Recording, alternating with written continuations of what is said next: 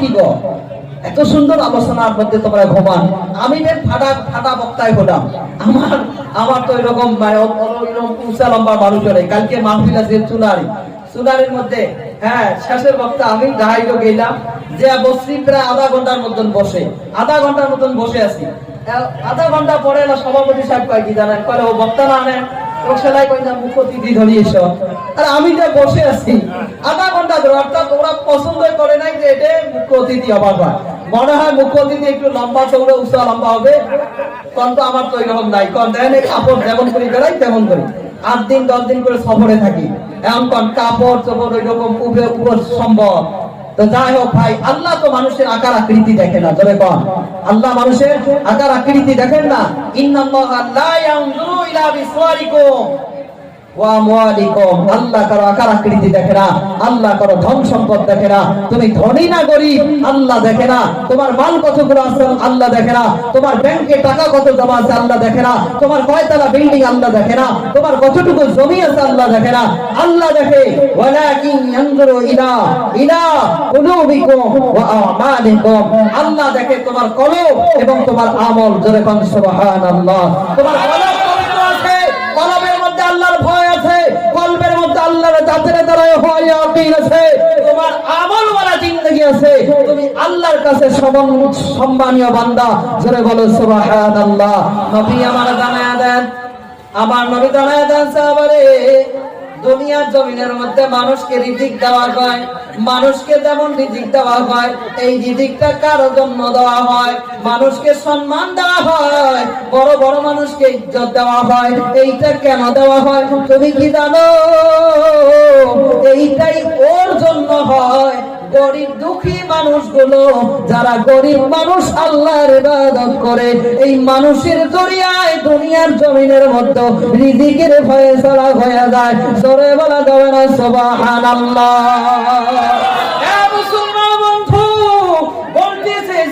মুসলমান 4 নাম্বার আমলটা বড় হিকমতের সাথে আল্লাহর বান্দাকে আল্লাহর সাথে সম্পর্ক জোড়ায়া দিবে। মুসলমান আমার আল্লাহ জানায় দেন, ওয়া মান আহসানু ক্বালাম মিম্মা দাআ ইলাল্লাহ ওয়া আমিলা সালিহান ওয়া ক্বালা ইন্নানি মিনাল মুসলিমিন।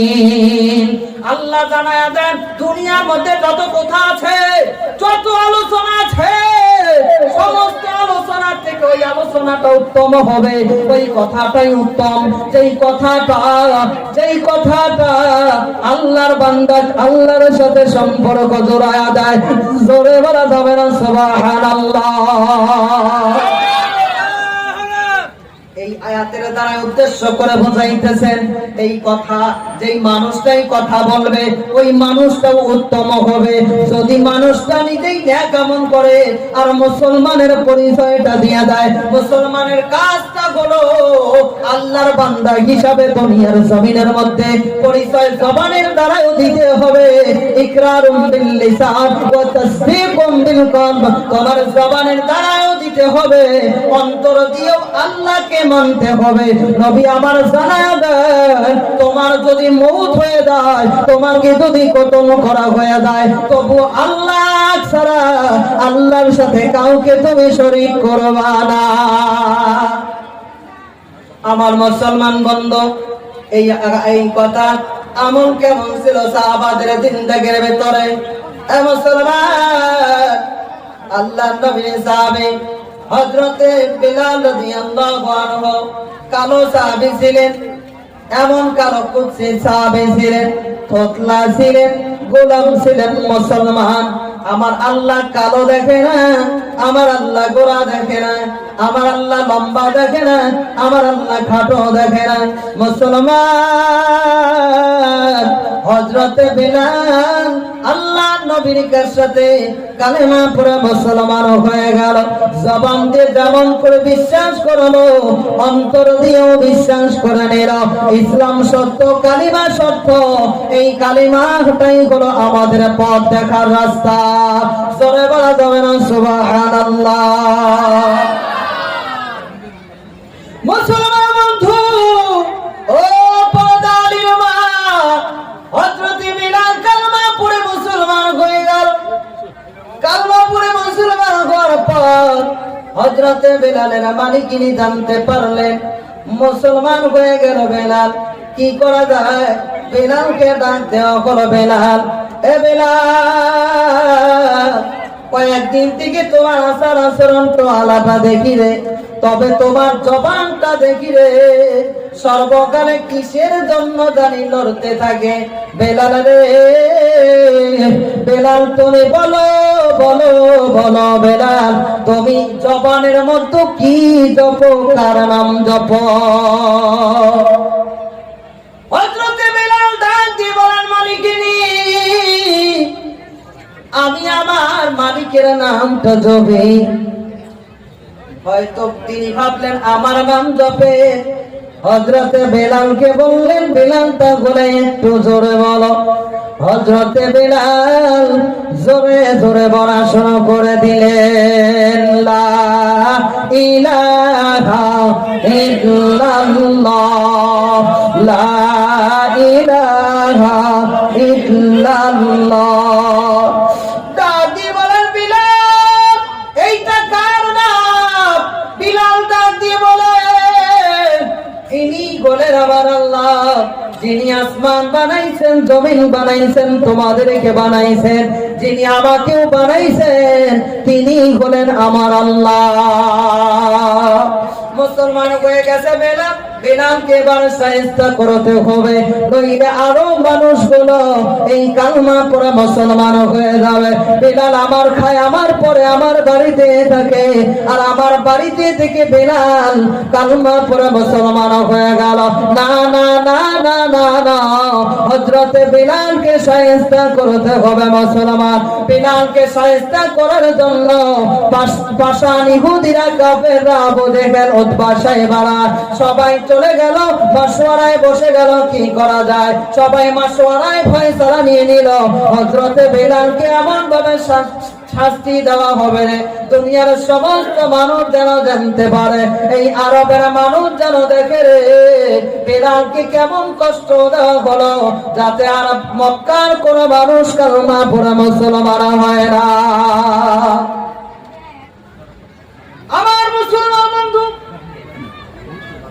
আমার মুসলমান বন্ধু, হযরতে বেলাল কালমা পড়ে মুসলমান হওয়ার দরুন রে, রাতের বেলায় হযরতে বেলালকে পিটানো হলো। একজন পেটে, দুইজন মারে, তিনজন মারে রে, সমস্ত শরীরের শক্তি সহ হযরতে বেলালকে মারতে মারতে বেহুশ করা যায়।